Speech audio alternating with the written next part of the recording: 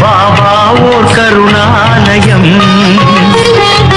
பாதம்தான் கமலாலயம். பாபா ஓர் கருணாலயம், பாதம்தான் கமலாலயம். சாயப்பா உறவுகள் அனைவருக்கும் வணக்கம். சாயப்பா மேல் நம்பிக்கை வைத்து அவரை நினைத்துக் கொண்டிருக்கும் உங்கள் அனைவரின் வேண்டுதலையும் சாயப்பா நிறைவேற்றுவார். என்றும் சாயப்பாவின் அருள் உங்களுக்கு இருக்கும். நம் மனதிற்கு இதமான சாயப்பாவின் இன்றைய அருள்மொழியை கேட்போமா? அன்பு குழந்தையே, எதற்கும் அஞ்சாதே. நீ ஜெயமாக எல்லா செல்வ வளங்களையும் பெற்று மகிழ்ச்சியான வாழ்க்கையை பெறுவாய். இதோ நான் உன்னோடு கூடவே இருக்கிறேன். அதை நீ உணர ஆரம்பித்து விட்டாய். அதனால்தான் இந்த வார்த்தைகள் உன் காதுகளில் கேட்கின்றன. என் வார்த்தைகள் உன் செவிக்கும் மனதிற்கும் மூளைக்கும் எட்டுகிறது. நன்றாக தெரிந்து கொள். நேற்று, இன்று, நாளை என முக்காலங்களில் வாழ்க்கையின் சாராம்சம் அடங்கியுள்ளது. உன் வாழ்வில் நடந்தவை நேர்மறையாகவோ எதிர்மறையாகவோ உன் மனதில் பதிந்திருக்கும்.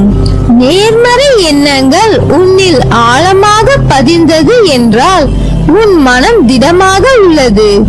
அதன் வழி சரி என்று அர்த்தம்.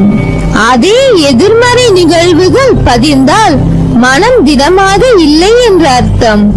எதிர்மறை எண்ணங்கள் உன்னை என்றுமே நிம்மதியாக வாழ விடாது. எப்போதுமே கடந்த காலம் என்பது முடிந்து போன ஒன்று.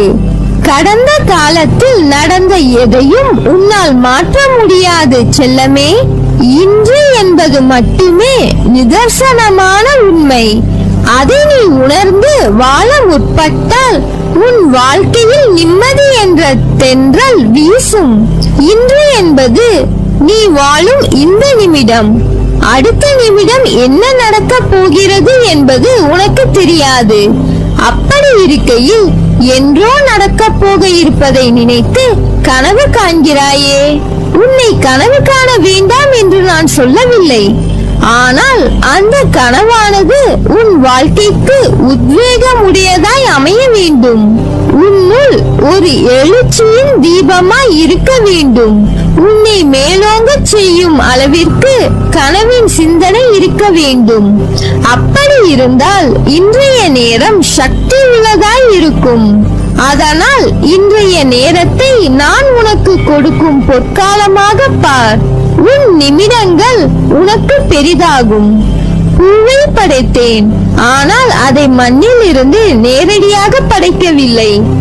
வேர் ஊக்கமாய் இலையை துணையாய் பூவை தாங்க படைத்தேன்.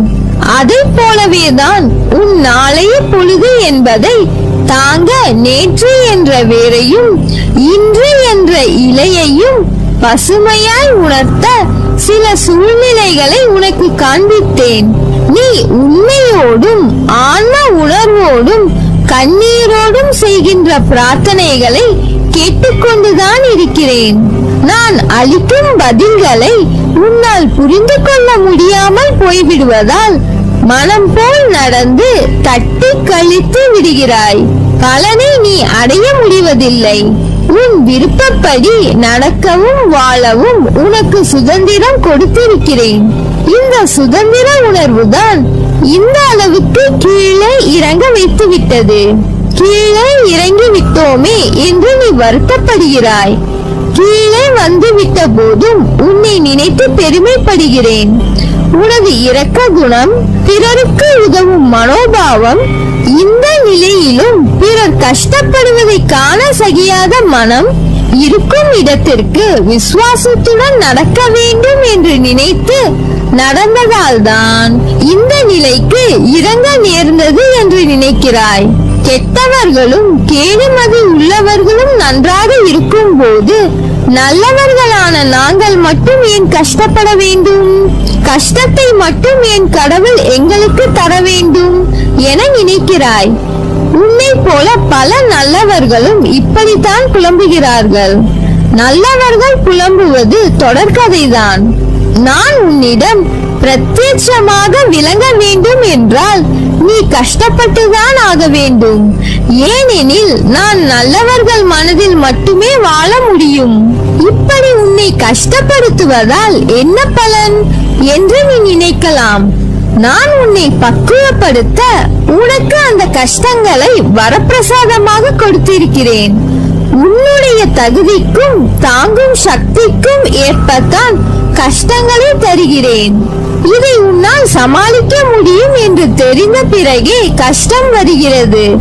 அப்போது நீ வேகமாக செயல்பட வேண்டும், நிறைய சிந்தனை செய்ய வேண்டும்.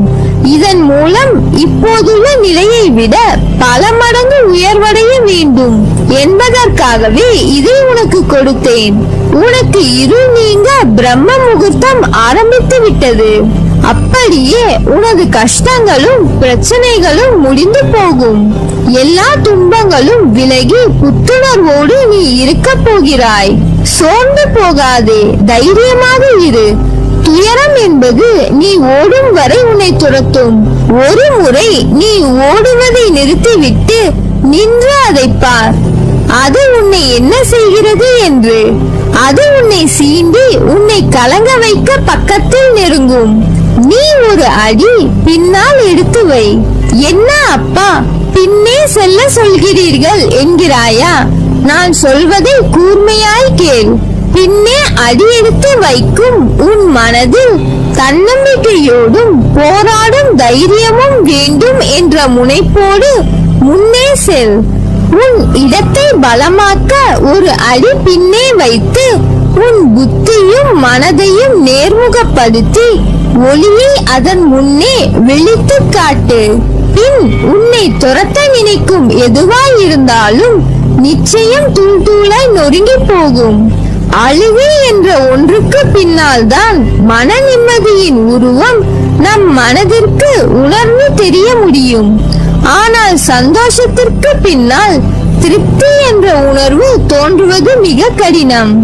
அதனால்தான் தோல்வியும் துன்பமும் வெற்றி என்ற சந்தோஷத்தை விட மிக பெரியது என்று கூறுகிறேன். அந்த பக்குவம் வந்துவிட்டால் வாழ்வில் நீ ஜெயித்துக் கொண்டே இருப்பாய்.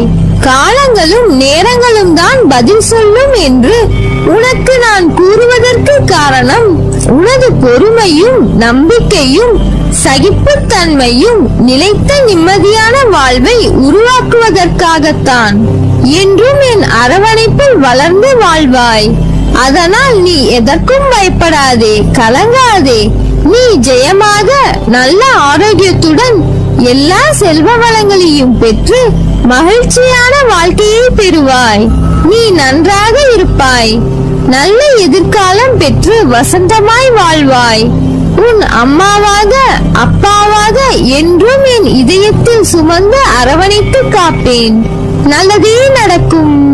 நீ என் பரிபூர்ண அருளும் ஆசீர்வாதமும் அன்பும் பெற்ற என் செல்ல பிள்ளை.